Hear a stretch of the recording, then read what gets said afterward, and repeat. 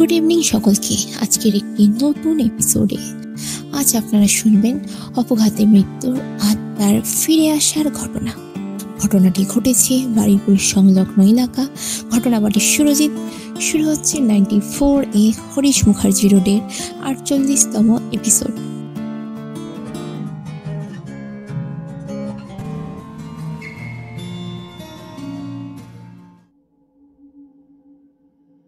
হঠাৎ একদিন রাত যখন 1:30 বাজে, আমার কলেজের ফার্স্ট ইয়ারের পরীক্ষার জন্য পড়াশোনা হচ্ছিল রাত জেগে। ওই আর কি। তা যাই হোক, সবে আমি দরজা বন্ধ করে শুতে যাব, বাবা হঠাৎ আমার দিকে একটু ডাক দিয়ে বললেন, আমি নিচের ঘরে চলে যাব, তুই নিচের ঘরের চাবিটা দে। তাই আমি বাবাকে নিচের ঘরের চাবিটা দিয়ে দিলাম। বাবা নিচে চলে গেল। দুদিকে দুটো দরজা বন্ধ। আমিও দরজাটা বন্ধ করে শুভ বলে বসে আছি খাটের উপরে। হঠাৎ ঠিক তখনই আমাদের বারান্দার ব্যালকনির দরজাটাকে অসম্ভব ধাক্কায় আওয়াজ হচ্ছে। ঠিক যেমনটা দরজায় কেউ এসে বাইরে থেকে ধাক্কা দিলে যেমন আওয়াজ হয়, ঠিক ওরকম আওয়াজ, কিন্তু দরজাটা বন্ধ। এর মধ্যে বলে রাখি, আমার দিদি তার কিছুদিন আগে আত্মহত্যা করেছিল, মানে গলায় ফাঁস দিয়ে আত্মহত্যা করেছিল। আমরা তখন সবাই একটা ঘরেই থাকতাম। ও মারা যাওয়ার পর ওর বাবা মা এই বাড়িটা ছেড়ে চলে যায়।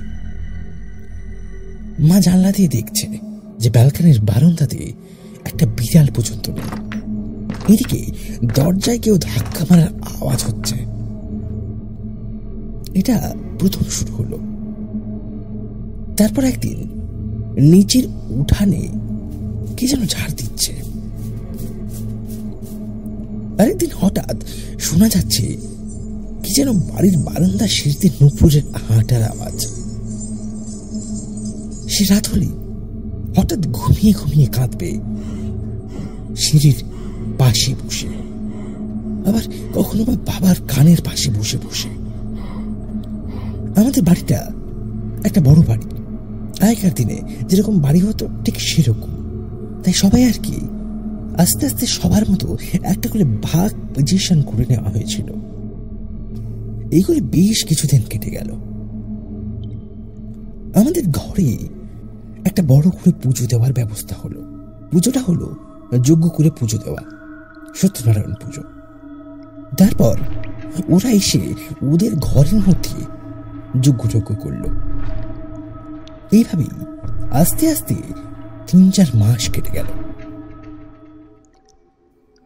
আশেপাশের সবাই বলতো যে কাল দেখলাম তোমাদের ওই দিকে কেউ যেন হেঁটে যাচ্ছে ছাদের রেলিং দিয়ে।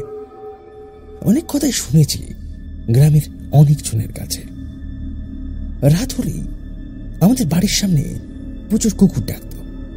বাড়ির মধ্যে সন্ধ্যের পর থেকেই কিরকম একটা গা ছমছমে পরিবেশ তৈরি হতো। এভাবে বেশ আরো কয়েকদিন কেটে গেল। সবাই মোটামুটি পাড়া জেনেই গেছিল যে আমাদের বাড়ির মধ্যে কেউ একজন রয়েছে। তা হঠাৎ আমার বন্ধু হলো, ইচ্ছে হলো যে আমাদের বাড়ি এসে ওরা সবাই পিকনিক করবে, সারা রাত থাকবে। কলেজের ফার্স্ট ইয়ার মানে বোঝাই যাচ্ছে বন্ধুদের মধ্যে একটু ওই আর কি অ্যালকোহলের ব্যাপার রয়েছে, আর তার সাথে মাংস। পিকনিক মানে তো মাংস থাকবেই, এটা তো স্বাভাবিক ব্যাপার। তা বিকেল থেকে সবাই চলে এসেছিল। সন্ধ্যাবেলায় টিফিন করা হয়েছিল ছাদে বসে। 8টা, 8:30টার মতো বাজে। ছাদের উপরে মা একটা বড় উনুন করে রেখেছে। সেই উনুনে রান্না হচ্ছে বেশ গম গম করে। সেই সময় কিছু বন্ধু ছাদের ওপর রান্না করছে, কিছু বন্ধু আমাদের দোতলা সিঁড়িতে দাঁড়িয়ে, আর কিছু ওখান থেকে বাইরে গিয়ে গেটের বাইরে দাঁড়িয়ে রয়েছে। আমাদের বাড়ির সিঁড়িটা এমন যেটা ওদের ঘরের সামনে দিয়ে উঠতে হবে, যে ঘরে আত্মহত্যা করেছিল এবার হঠাৎ করে ওদের ঘরের দরজায় কড়া নিতে শুরু করলো। শিকলটা ধরে খুব জোরে জোরে নড়ছে, তালাটাও দমদম করে আওয়াজ করছে। একটা গোগানের আওয়াজ শুরু হলো।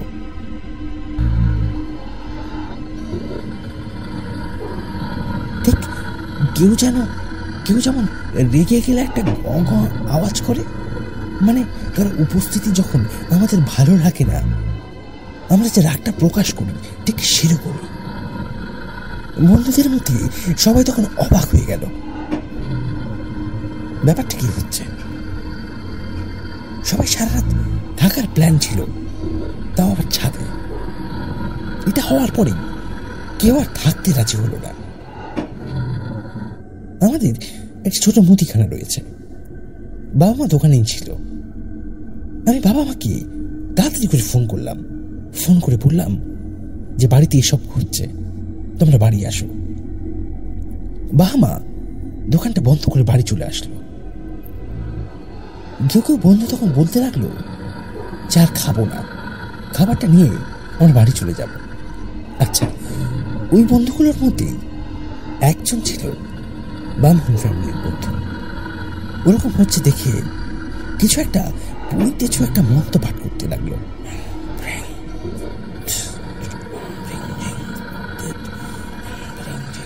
তারপরে আস্তে আস্তে সবকিছু ঠান্ডা হয়ে গেল, মানে সব আওয়াজ সব বন্ধ হয়ে গেল। তারপর কিছু বন্ধু খেলো আর কিছু জন খাবার নিয়ে বাড়ি চলে গেল। তারপরে প্রায় সময় সিঁড়িতে দেখা দিত হঠাৎ কোথাও কিছু নেই। বাবা রাতের বেলা নামছে সিঁড়িতে, কোথাও কিচ্ছু নেই, কান্নার আওয়াজ। তারপরে আস্তে আস্তে ওর উপস্থিতি আরো বেশি বোঝাতে শুরু করলো। তারপর যে ঘরটায় সে আত্মহত্যা করেছিল সেই ঘরটার একটা যোগ্য করার পর ব্যাপারগুলো সব বন্ধ হয়ে গেছিল। তারপরে সাথে সাথে লকডাউন শুরু হয়ে গেল। গয়াতে গিয়ে কোনো কাজ করা যাচ্ছিল না।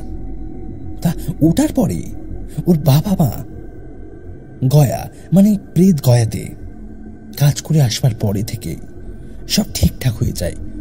আমার মাকে বলেছিলাম এই বাড়িটা ছেড়ে চলে যাওয়ায়, আমাদের অন্য জায়গায় একটি বাড়ি রয়েছে। মা কিছুতেই রাজি হলো না, বলল এই বাড়ি ছেড়ে যদি একবার বাড়ি যাই আর এই বাড়িতে কোনোদিন এসে থাকতে পারবো না।